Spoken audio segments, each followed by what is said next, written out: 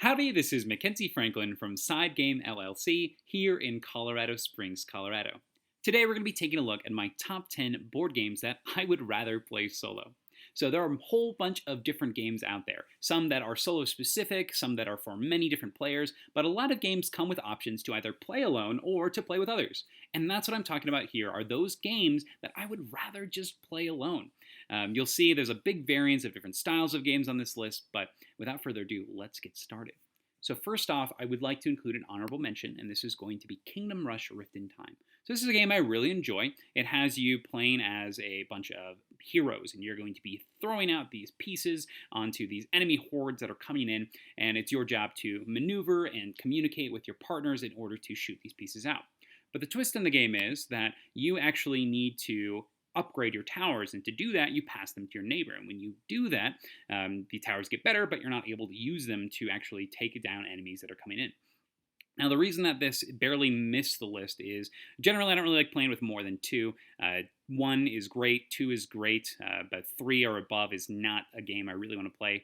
A lot of the times people will hoard the towers and they'll be playing with them while you are the one who's actually taking the upgrade action. So you're really not taking as many turns as the other person, and it gets kind of annoying. In addition, this game really does take a very long time if you're communicating with everybody, and it does have quarterbacking problems. So quarterbacking is when one player is really taking the charge of a game and they're telling everybody what to do because they can see all the information. And a lot of games like this that have this cooperation in it kind of fall victim to that, and you'll see that recurring theme on this list of that quarterbacking. But the reason it didn't make this list is because I really do enjoy playing this at two with my wife specifically. I think we do a great job when we play this, and it's a lot of fun playing with her. So I really like that. That's my honorable mention. That's Kingdom Rush Rift in Time.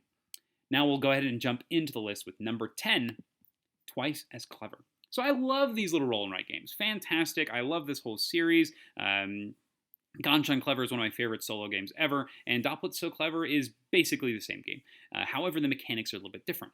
In this game, you're going to be rolling dice, and every turn you're going to pick one of these dice that you want to use. And every die that is lower than the die you picked will go out of play for the other players to choose from. So it's an interesting pick, as you're going to be picking three dice because you're going to have to think, okay, do I want this high number, but it'll give me less options later, or do I pick these low numbers so that I have more options in the future? So it's very interesting, very fascinating game. I love this action mechanism, and it's shown up in all of these games. So this is the sequel to the original Ganshan Clever, and the reason I enjoy playing this one on my own as opposed to with others is because this game has a little bit more complex actions than the first one, including an unlock action. So in the base game, you roll the die, you do the action, it's very straightforward. In this one, there are lots of ways that you can manipulate your choices, and there are some things that you have to be more thoughtful about with some of the little mini games that are being played. So the reason I don't really enjoy this with multiple players is because it takes a lot of time, honestly. When you're the one rolling, you're thinking about all your decisions and you're weighing your options, and that actually adds a lot of downtime for everybody else at the table. So it gets kind of annoying having to wait for others, and I just prefer the smooth nature of the original when you're playing with multiplayer, but this is a fantastic solo game. I really enjoy this one. So it's my number 10, Twice as Clever. Up next, my number 9 is in the Pandemic series. This is Pandemic Fall of Rome. So in Pandemic Fall of Rome, instead of fighting off diseases, you're fighting off barbarians. So you have these giant hordes of barbarians that are coming into your kingdom, and your kingdom itself is not doing so hot. It's spread so wide that you're having trouble keeping it all together. Now, that being said, Pandemic Fall of Rome is another game that can fall under that quarterbacking thing, where everybody is looking at what's going on, and they're kind of telling you what to do. This Pandemic in particular, though, has a very interesting way that the cubes are going to be coming down. If you see here, you've got these pools of barbarians, and they're actually going to follow this route. So they're going to come down here, then there, then there, then there, and they're going to move down trying to get to Rome. So it's really interesting as they kind of travel, but that being said, the person who normally kind of knows what's going on is going to be telling the others, hey, this is going down this way, and it gets very annoying having this person that's constantly taking the in-charge role. In addition, I really enjoy the solo mode of this game. So generally in the Pandemic solo modes, you're going to be playing multi-handed, you just play multiple characters, but in the Pandemic's Fall of Rome solo mode, it is really cool. You're going to actually have these 3 different characters in front of you, and every turn you play, you're going to switch between those characters. And each of those characters has a kind of like a set aside hand that you can switch between from. And each character, you only get to use their pawn and their special power during their activation. So it's really fascinating. I really enjoy how this all works. I love how you're moving between the 3, and I love how you're getting to use multiple powers while trying to evade all of this crazy Rome stuff. So I like the twists on the mechanics in Pandemic Fall of Rome in general.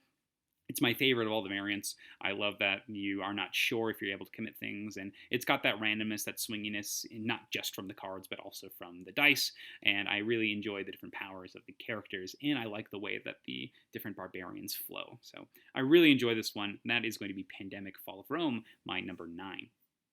My number 8 game is The Seventh Continent. In The Seventh Continent, you're going to be exploring on a huge island. So this island here is full of different terrains and hazards, and you have a curse put upon you, and it's up to you in order to decide what you're going to be doing and how to lift this curse. It's a mystery, and it's your job to figure out this mystery. Now, the reason I enjoyed this game solo is because, honestly, it's kind of built for solo. So this game does play 1 to 4, and when you do that, simply everybody has their own special character, and those characters will be able to take actions back and forth, and you can choose who's taking actions. This game has an interesting rule where the player who's going just goes until they feel like stopping. So this can lead to one player maybe doing more stuff than another, which I think is not so good.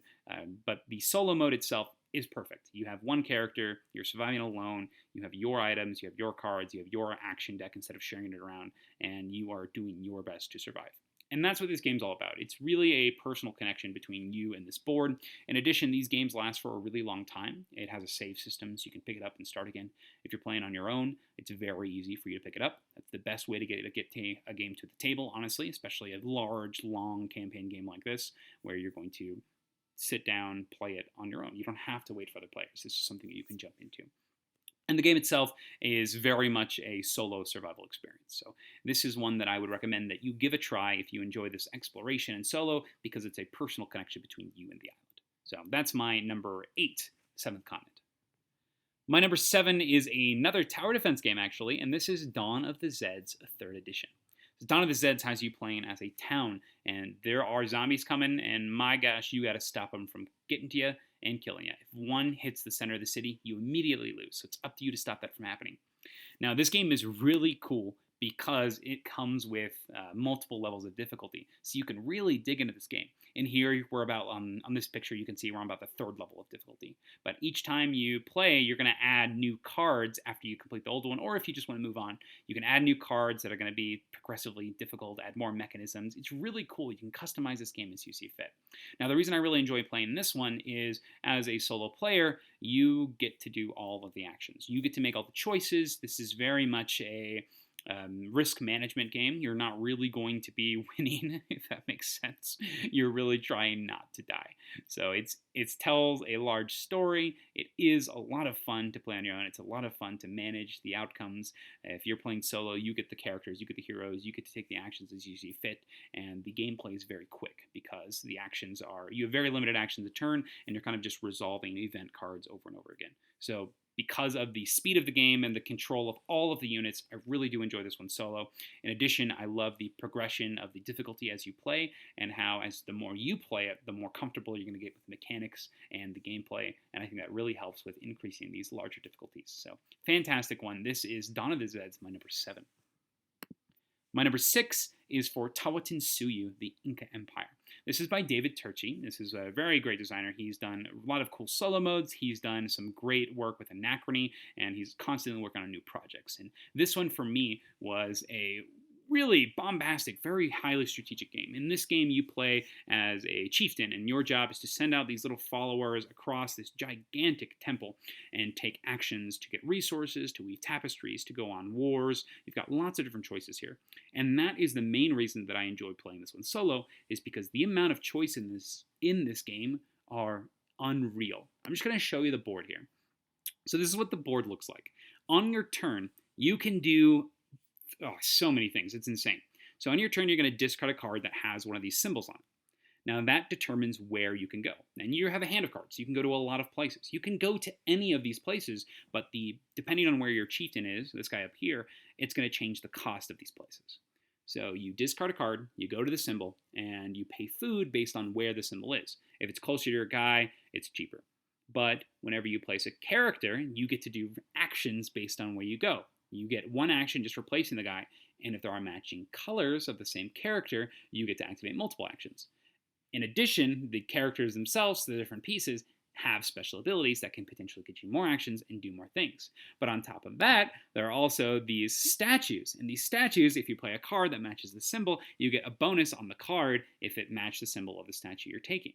And if you don't want to do that action, you can instead do an action where you're going to move around the center of the temple. And the center of the temple here has all of these different actions that you can do in addition. Holy cow, that is like the bare minimum action that you can do. Is you can play a card anywhere, do anything. You can do one of the actions in the center, and the amount of actions that you can do per action is there's so many choices, and that's the reason that I don't really like playing this with other people, is because there are so many options. There are so many things you can do at every single given time. The game will change based on a single placement of a worker that you need to be aware of. And holy cow, when you're playing with others, you are going to be sitting there for a long time waiting for everybody to do what they're doing, including yourself. I'm definitely a victim to this in this game. I usually don't take a long time on my turns, but with this game, there are so many options and so many choices that you could sit here and think for hours, which is why I think it shines in a solo game. If you're playing this one solo, you have the time to sit there and really be thoughtful about your actions, and I think that's perfect for this. In addition, David Turchi is incredible at his solo mode designs, and in this one, he's done a great job. He has this awesome board that you're going to be using to track your actions. It's great. I really recommend this game if you are getting it for solo, but with more than one person, I don't think I'd recommend this game to anybody else. The game has way too many choices for its own good for that multiplayer aspect, and this actually might be one that leaves our library because of that. So but I enjoy the game. That's my number 6, Tawa Tensuyu. Number 5 is going to be Super Skill Pinball 4K. This is another roll and write style game that is a little bit different than Dopplet So Clever, where the actions are not super crazy. In this one, you are going to be playing pinball. You're going to shoot up a ball, it's going to launch, get you points, and every turn someone will roll the dice and everybody uses the numbers. So you use those numbers, do actions, and it's pinball. You can hit bumpers, you can hit your flippers, and you're trying to stay up as long as possible to accumulate points. And that being said, this game has a player elimination aspect. Not really elimination, but more you're going to finish before others. Just like in a game of pinball, you'll shoot the ball up, you'll keep it up as much as possible, but if you're not doing really well, then sometimes your ball will fall and you'll run out of balls before everybody else will. Everybody has 3 lives, essentially, 3 balls in this game, and if you run out of balls, you're done. Everyone else is going to still be playing. And that's why I don't really enjoy playing this one with multiple people, because once that happens, it's just over. Now, there are ways to remedy this. When you lose, you can tally up your score, put it to the side, and then just restart the game and just keep playing with whatever the next people are rolling, which is kind of fun, right? Because you're still enjoying, but you have your score for that round, and you can this is an endless cycle that you can do. But that elimination and the awkward discrepancy of when the game ends is one that I think is too big to really play this with a lot of people, because a lot of people will be sitting out, and I don't really recommend it for there.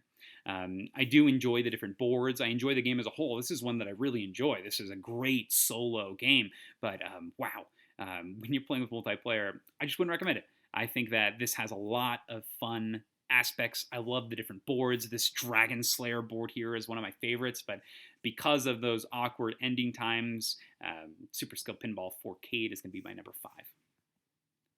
My number 4 is an entry in the West Kingdom series. So this is Viscounts of the West Kingdom. Came out last year. This is unfortunately my least favorite of the West Kingdom series. I think it has some interesting mechanics, but I think that overall it's just not as strong. But a lot of people really enjoy this one, and I really enjoy the solo mode of this one. So this game has you taking your Viscount and moving around a map. And every turn you'll be adding a card to this tableau in front of you, moving around, doing an action on the board, and then drawing back up to hand size. So it's a weird little pseudo deck builder where you're playing a card at a time to do these actions in front of you. And each card has symbols that will accumulate and activate effects on the board. So you use them to get resources, build buildings, and then you can, at the end of your turn, buy a card that's on the board and add it to your deck and have more options for the future. Now, this is a really cool system. I really enjoy the system here. I love playing the card. I love the idea of having some floating effects, some that activate when they're discarded. It's a really cool concept. Really enjoy it. However, I don't really like the multiplayer of this. I think that the game itself is honestly not that exciting for the effort that is being put into it by the different players around the table. On your turn, you play a card, you move everything over, you move to a place, and you do an action. But a lot of the times, people are going to be thinking about what they're playing, where they're moving, and the amount of players on the board are going to change what people are doing. And I don't really think that this game has enough to warrant this kind of complex system built around it. So, not my favorite game for the multiplayer aspect. However, the solo mode is wonderful. On the back of every one of these boards is a solo specific board that has its own behavior, and I think that's really cool. In addition, this gameplay that can be drugged down by these kind of the sequence really goes very quickly when it's a solo mode because, hey, it's basically always your turn, so you always get to go. It's awesome. So I really enjoy that you can play against all these different AIs. They use the system in a very specific way, and then you get to try to defeat them based on how they're reacting. So I really like that idea. I love the personality and the customization of the solo opponents, and it lets this system shine in a way that I just don't think it really shines in the multiplayer game. So that's going to be my number 4, Viscounts of the West Kingdom. My number 3 is This War of Mine. In This War of Mine, you play as a group of survivors that are all taking turns reading from this journal. It's going to tell you what happens during the game phases. So the game will go through the middle of the day where you'll be doing actions around your settlement, and then you'll eventually get to nighttime where you're going to send out people to go explore the areas around you with the ultimate goal of surviving. Your job is to make sure that you survive through all of these treacherous conditions and complete objectives along the way. Now, this game has a lot of really awesome aspects. I enjoy this game. This is a great solo game. But that's just it. It is a great solo game. I don't think this game is very good with high player counts because this is one of those games where everybody controls everybody. Everybody discusses the situation. They discuss where you should put the people in your settlement. Everybody is controlling everybody. I think this game is not as good with multiplayers because really this is a solo game. You want to be making the decisions. In addition, it does have that quarterbacking problem where this is a game where your people die. It's very frequent. So some players may want to think, hey, this is what we should do because if you don't, we're probably going to lose. The solo mode here is very challenging, but it's your challenge. It's something that you can get comfortable with. It's something you can strategize on, and it's something that you'll learn from the more you play this game. And I think it really shines in that solo aspect where you can have that personalized story. And that is my number 3, This War of Mine. My number 2 is Nemo's War 2nd Edition. In Nemo's War 2nd Edition, you play as Captain Nemo. Your job is to guide the Nautilus from place to place, going on quests, completing special events, and taking down the militia that are patrolling the area. In this game, you are actually going to pick your own role here. So, for example, this has the science role. This is his motive. This is what he wants to be doing on this trek. So he's looking for the science, and he's looking for the wonders of the sea, and not so much focused on sinking enemy warships. So really interesting. You have your own personality that you're going to be playing this game, and you're going to have an entire deck of these event cards to do it. Now, the reason I enjoy this game as a solo game is because it's built for a solo game. This one is very much you're going to be taking your crew, you're going to be doing your actions, you're going to be committing to these events, and it's up to you to make these choices. Now, this game has cooperative and competitive play with the new expansion, and I honestly think you should probably just focus on this solo mode. The solo mode tells a story. It tells your story of the Nautilus, and it offers you with lots of decisions. With the cooperative version, really all you're doing is just kind of separating the crew members that are available at your disposal, so it's not really adding anything worthwhile. And so I think that if you're going to play a game like this with this amount of story, I think you should focus on this solo aspect because this is once again a game that you're going to learn, a game that you're going to want to experience, and a game that you're going to want to be leading the story on. So that's my number 2, Nemo's War 2nd Edition. And lastly, my number 1, this is a game that so many people have wondered why it hasn't appeared on many of my other lists, and this is Mage Knight, the board game.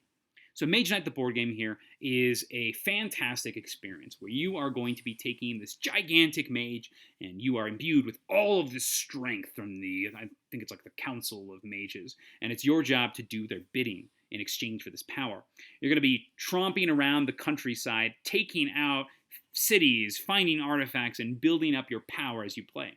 Now, in the regular standard game, you're going to be trying to take down these 2 giant castles, but there are many different ways you can play this one. Lots of different scenarios, and I think that's super awesome. Now, let's go ahead and just take a look at a board of what a Mage Knight board looks like. So as you play the game, you're going to be getting hands of cards, you're going to be building your deck full of cards. It's got a deck building system in it, and the options in this game are crazy large. There's so much you can do. On your turn, you're going to have this hand of cards that you're going to be using to do actions. And when you use actions, you commit a card to the board and you do the action. It could be something as simple as a move. It could be something like get a gem. It could be influence the people to follow for you. And those people that you have following you, they're up here. They're going to be people that you can call on to activate their effects. You have lots of different things you can do, but ultimately you're going to be trying to assemble this giant power force in order to take out creatures, and that's what these tokens are. So you have lots of choices on how you're going to get these armies together, on how you're going to play your cards. And the game even has a rule where you can replay your cards. You can be like, wait, I don't really want to do that. You can take it back as long as nothing random has changed. You haven't rolled a die, you haven't drawn a card, you haven't gotten a new effect of some sort. As long as no randomness has been introduced, you can go back and change because this game is that in depth. It's got that many decisions, that many things you're thinking about, which is kind of wild. So that being said, this game plays up to 4, I believe. There's cooperative and competitive versions of this game, but you should really just play this game solo. This game makes a wonderful solo game because, I'm going to keep on saying this, but much like this War of Mine, much like Nemo's War 2nd Edition, this is your adventure. You want to be focusing on all of your options. You want to be taking the time and thinking about your actions, and you have, in a solo game, the freedom to really and detailed think about what you're doing. You have the options to kind of take your cards back. You're not focusing on whether you're making somebody wait on you. You're able to make your best play in order to have this wonderful fantasy adventure. In addition, a lot of aspects of this game just take a while, and that's okay. That's the way this game is built. Playing your turn, playing out all your cards, that takes a while. Doing your F combos and your fights take forever, but they're super rewarding when you're able to defeat these large hordes of creatures. In addition, there is a huge amount of learning curve with this, so if you are teaching it to new people, it can be very challenging for them to jump into the game, and it becomes a game of kind of making sure that they're following the rules. As much fun as that is, and I know that's kind of what I do here, sometimes when you play a game, you want to sit there and you want to have this nice, smooth experience where you're able to dig deep into it, and Mage Knight provides that.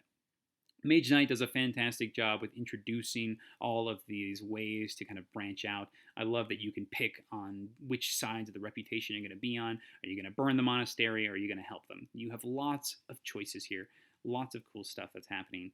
Wonderful game, Mage Knight the board game. This is my #1 board game that I'd rather play solo. And that's the list. These are all of the games that I enjoy playing alone, and I don't really want to play them with others, honestly. Don't get me wrong, I love playing games with other people. It's one of the main reasons I do it. I love the interaction. I love spending time with others. But sometimes a good solo game and a nice quiet evening is a great way to dig into the mechanisms, the mechanics, and as you saw in a lot of the high spots of the list, the story aspect and your own personal journey. So that's my list. I'd love to hear what you think, what kind of games that you enjoy playing solo, and that you really don't like playing them with others. So I'd love to hear what you think. Do you agree with my picks? Are there games that you think should have been on here? Please let me know what you think down in the comments below. But thank you so much for watching. I really appreciate your time. I'd really appreciate a sub. If you haven't done yet, hit that subscribe button. It really helps our channel grow. We just recently got to 600, which is amazing, and I can't say thank you enough. Thank you. Thank you so much. And thanks so much for watching. Side game strong, everybody.